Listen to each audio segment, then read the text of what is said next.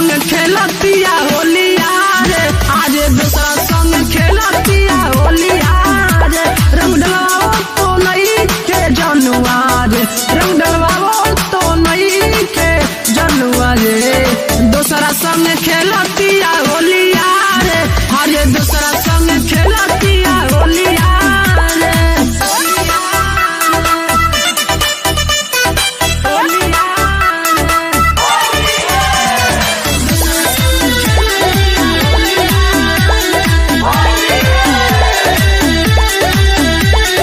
पहिले हुआवे रंगवा लगावे, रहे हमके खेलावत, जाके बाजारे चोली पिचकारी रहे हमसे किनावत।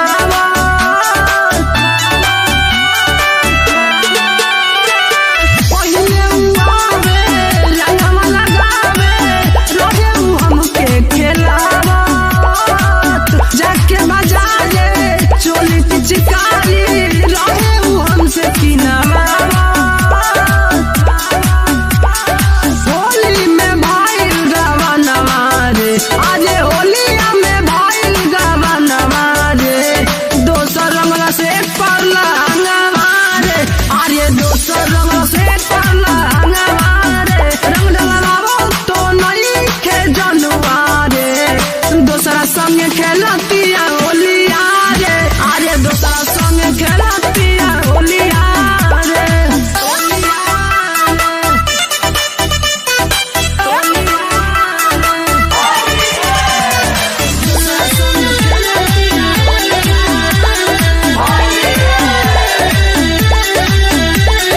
नगेंद्र रंगोली देवेला लोली, रखेला हमके फंसा के। प्यार बड़ी करे बाकी रंगवा न लगवावे, विपत्ति हमारा कपारे बा। सुनना नगेंद्र रंगोली देवेला लोली, रखेला हमके फंसा के।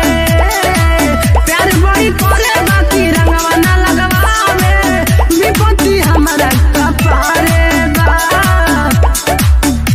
अरे पूछे ना दर्द मजनुआ रे, अरे पूछे ना दर्द मजनुआ रे।